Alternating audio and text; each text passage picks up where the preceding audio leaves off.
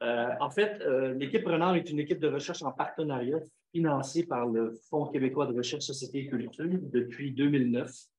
Et une équipe de recherche en partenariat doit faire avancer la science du transfert, mais doit aussi faire avancer les pratiques de transfert de ses partenaires. Puis pour ça, on a élaboré au fil des ans des modules de formation sur le transfert des connaissances. Puis on n'arrivait plus à répondre à la demande. Il y a des gens qui entendaient parler de nous ailleurs dans le monde, puis ils nous demandaient d'aller leur donner de la formation. On ne répondait plus à la demande. Donc on a dit, on va faire des formations en ligne. Quelle belle idée! Depuis juin 2020, on a eu 3500 inscrits au premier mois qu'on en a trois maintenant, du mois. On a 3500 inscrits et on a encore plus de demandes d'accompagnement qu'on en avait avant parce que les gens, ils veulent faire les MOOC, mais avec nous en soutien et en accompagnement. Je vais revenir là-dessus à la fin de la présentation. Je pense que tout le monde me connaît ici ou a vu mon nom sur le programme, donc passez dans sa boîte courriel. Dans sa boîte courriel. J'ai une petite question pour les gens à distance. Si vous pouvez mettre dans le chat si vous avez suivi l'un des MOOC, puis lequel. Et en présence, on vous a déjà posé la question ce matin, mais levez la main si vous avez contribué à un MOOC Renard ou si vous l'avez parcouru. Soyez pas timide. Ah, quand même. Bon, donc tout ce que je vais dire, ou une plus grande partie de ce que je vais dire va être inutile pour vous, je vous l'ai dit tout de suite. En tout cas, c'était mon mandat aujourd'hui et je l'assume. Donc, je vais vous présenter rapidement les MOOC, ce que nous dit un peu la littérature ou les écrits sur comment on évalue ce genre de cours en ligne gratuit, accessible à tous, et quelques mots rapides sur notre projet d'évaluation avec Christian qui fait la tête, et je pense que c'est parce que je l'avais fâché pendant encore une question de temps.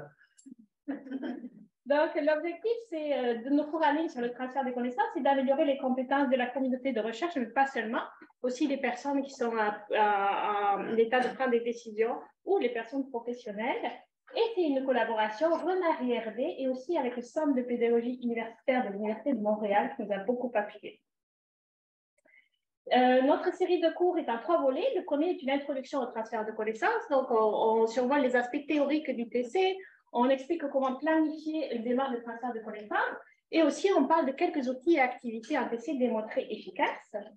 Le deuxième est consacré exclusivement à la préparation des notes de politique. Donc, c'est vraiment un pas à pas pour élaborer sa propre note si vous en avez l'utilité dans votre milieu.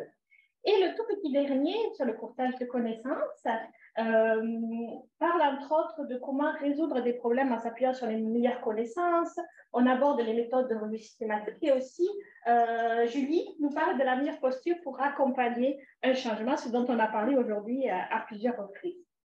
Donc, voici la série en français et aussi en anglais. Je le dis parce qu'on a du mal à favoriser cette découvrabilité. Je crois que c'est le terme qu'on utilise. Donc, les 2 premiers sont traduits déjà et le 3e devrait être disponible d'ici la fin de l'année. On se passe les doigts.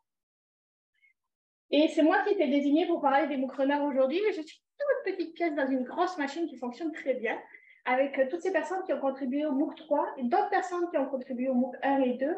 Avant moi, Esther a travaillé pour sortir les MOOC 1 et 2. Juste un peu. Juste un tout petit peu.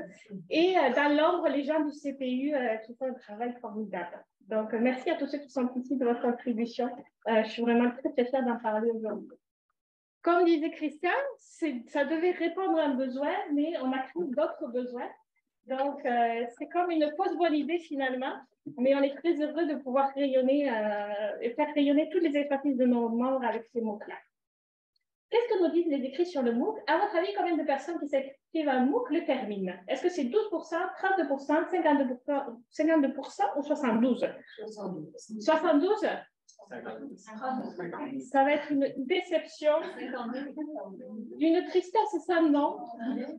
C'est environ 12% selon les écrits des personnes qui s'inscrivent à un MOOC qui finalement l'achèvent. Et ça peut monter jusqu'à 20% parmi ceux et celles qui ont l'intention de terminer quand ils commencent. Parce que je ne sais pas, je ne cible personne, mais souvent, on va chercher les petites choses qui nous intéressent et on passe pas à travers les MOOC. Comment performent nos MOOC, les MOOC Renard et RD? Alors, ici, vous avez les statistiques d'inscription. Christian en a parlé un petit peu. Les 2 premières bâtons, c'est pour des cours qui ont été lancés en 2020 et les 3 derniers ont été lancés en 2022, donc ils font leur petit bout de chemin. Donc, on voit des statistiques d'inscription quand même intéressantes. Et en ce qui concerne la certification, pour le premier MOOC, c'est 35% des personnes qui se sont inscrites qui finissent et qui obtiennent la certification. Donc, moi, je suis de l'école du verre à moitié plein. Donc, je suis très heureuse de ce 35% vu les taux dans les écrits, mais c'est sûr qu'on peut en discuter aussi. Mais il s'agit de ceux qui avaient l'intention de terminer. Hein. On posait la question au début, parce qu'il y a beaucoup de gens qui y vont par curiosité, qui font 1 ou 2 modules, puis ils sont satisfaits, ils s'arrêtent. Ceux qui ont terminé, c'est ceux qui avaient l'intention. Ces chiffres-là, c'est par rapport à ceux qui avaient l'intention de terminer. Exact. Et toute personne confondue, vous avez les chiffres en bas, c'est 15% des personnes qui terminent, quelle que soit leur intention, et 23% pour le premier MOOC, et 23% qui terminent pour le deuxième MOOC. Et le deuxième MOOC est beaucoup plus pratico-pratique. On y apprend à développer un outil. Donc, ça peut s'expliquer, évidemment. Quelles sont les variables essentielles quand on veut évaluer ce type de cours en ligne? Qu'est-ce qu'on peut retrouver dans la littérature? Alors, évidemment, il y en a beaucoup, mais on va juste vous parler de 2 types aujourd'hui. D'abord, les motivations des gens qui s'inscrivent, évidemment.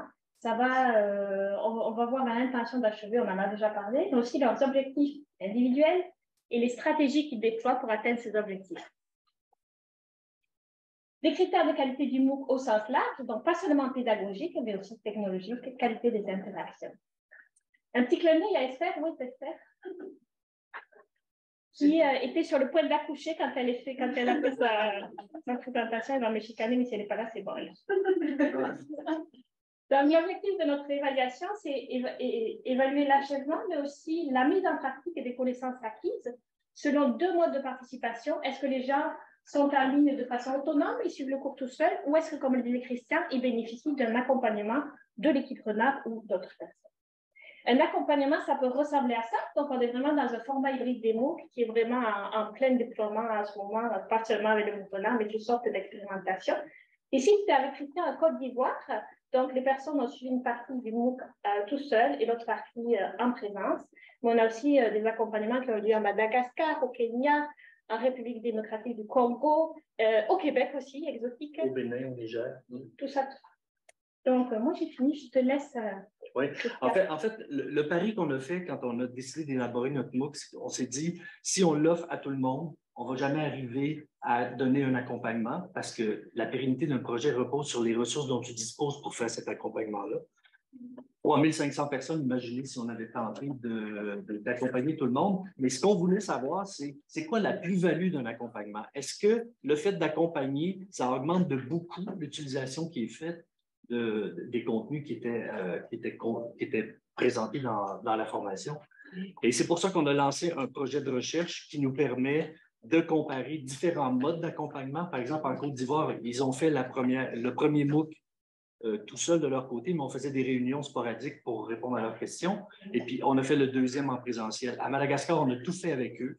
En République démocratique du Congo, on a tout fait à distance avec eux. Mais après, on a fourni un accompagnement. Bref, sur ces projets-là, il y a un volet d'évaluation qui est rattaché pour voir jusqu'à quel point les différents modes d'accompagnement permettent d'aller beaucoup plus loin. Mais ce que je veux dire, comme mot de la fin, c'est qu'en 2016-2017, j'ai donné la formation au Burkina Faso en présentiel. Nos MOOC n'existaient pas à l'époque.